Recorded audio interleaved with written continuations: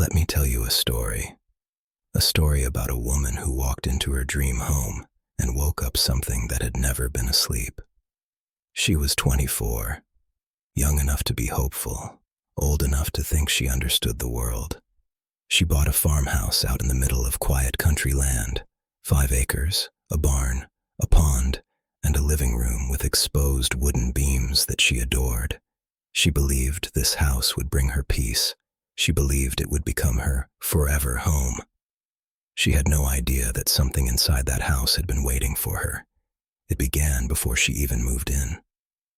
One night, a coworker asked to see the place.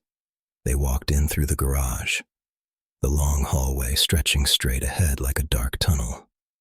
Her friend stepped forward, froze, and whispered, "Who else is here?" There shouldn't have been anyone, but she insisted she'd seen a figure walk across the hallway, a dark silhouette slipping from one room to the next. They checked every corner, every closet, every inch of the house.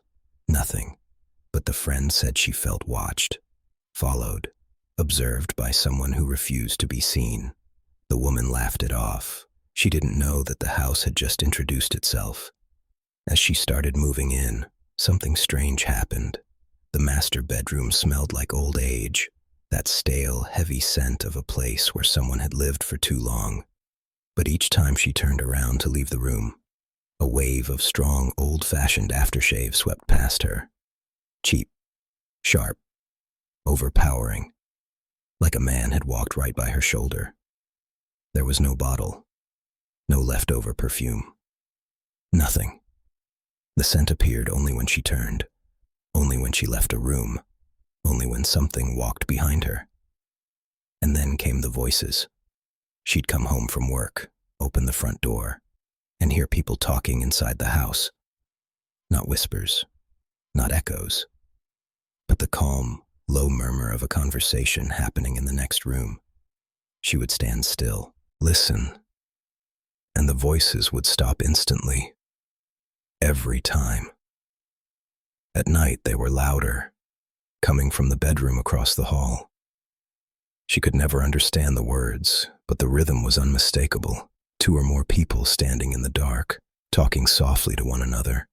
Sometimes she heard music too, old, twangy country music from another lifetime, faint, crackling, as if playing on a warped vinyl record.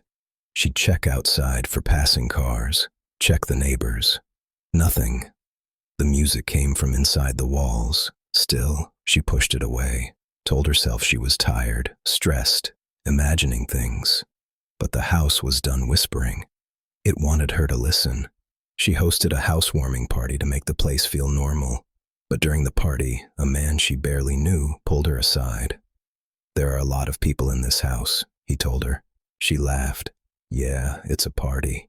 He shook his head slowly. "No, not living people. And they don't want you here. This is their house." She forced a smile, walked away, pretended it was a joke. But later, her friend said quietly, "He's a psychic," and he meant what he said. Days later, a coworker told her about the family who had lived there before. The husband, Carl Johnson, had built the house with his own hands. His wife had died in the bedroom, the same one where she kept smelling aftershave, the same one she heard voices outside of every night. He never recovered. He sat in the living room every day, mourning her, until he died in the house too, exactly 1 year before the woman moved in. The house wasn't empty. It had a history made of grief, and something that refused to let go. And now, it had her. The activity grew worse. One evening, she noticed the attic door was slightly open. She shut it, locked it, tugged it to make sure. Later, while she sat watching TV, her dogs asleep beside her, the attic door blasted open with violent force, slamming against the wall behind it so hard the whole frame shuddered. Her dogs jumped, growling, hair standing straight up, barking up the dark stairway like they were staring at something standing there. The woman didn't go near the stairs. She already knew. Whatever had opened that door wasn't something she wanted to see. But the house wasn't finished. The basement, that place the previous family had lived during construction, was worse. Every time it rained, water pooled across the floor. While she tore old wooden panels down to repair the damage, she heard it. A voice, deep, male, right behind her ear. "Get out." She froze, told herself it wasn't real, kept working. Then again, louder, angrier, shaking the room. "Get out." She dropped everything and ran for the stairs. Halfway up, something grabbed her ankle. Full fingers curling around her leg, pulling her back. She kicked and ripped herself free, scrambling up the stairs until she slammed the door behind her. From that moment on, she understood. Someone in that house didn't want her there, and he was getting stronger. One night, she pulled into her driveway and saw a tall, dark figure standing inside the house through the window. A human silhouette, unmoving, watching her. Her dogs went wild, but when her brother searched the house, there was no one. Not long after, her partner Sean moved in, and the house changed again. In one of the kids' rooms, flies appeared. Hundreds of them. Every morning. Around the same window. No smell. No dead animal. No reason. Sean tried to find explanations until he witnessed something himself.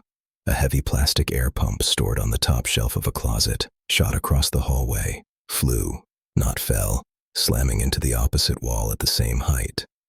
No human had touched it. Nothing had caused it to fall. It had been thrown, and the house wasn't done with her. Twice, while standing at the top of the basement stairs, she was shoved, violently, before she even stepped onto the first stair. She tumbled all the way down, bruised, ribs cracked, shoulder torn. She tried to lie to herself, tried to say she fell, but she knew a fall doesn't feel like two hands pushing between your shoulder blades. At night, she woke to see a man-shaped shadow standing beside her bed, darker than the dark itself, perfectly still, perfectly silent, perfectly real. She blinked, and it was gone. Another night, at 2 a.m., a deafening crash shook the entire house, like someone had kicked the front door off its hinges. Sean grabbed his gun and searched every room, every acre of their land. Nothing broken, nothing open, but something had hit that door, something strong. And then, the final sign. Their 3-year-old son began reading his picture books, turning them around to show the illustrations to someone standing beside him. Someone only he could see. That was enough. They called a paranormal investigation team. The investigators captured voices, clear voices, on their audio devices. A man sneezing when no men were in the house. A whisper saying, "Don't go," as she walked out of a room. The investigators blessed the house, saged the rooms, tried to calm the energy, but in the end, they told her the truth. "We don't think anything can make them leave." So she left, and when she did, the house went quiet. For her, but not for her parents, who stayed behind to finish renovations. They heard footsteps, voices, doors slamming, objects moving. The house still wasn't empty, and it never would be, because the truth was simple. This was never just a house. It was a grave of memories, a shrine of grief, a place built with love and guarded with obsession. She had walked into someone else's story, someone who never wanted to share his home, someone who, even after death, didn't believe she deserved to live there. Her dream home was another man's haunting, and he was never going to let her forget it.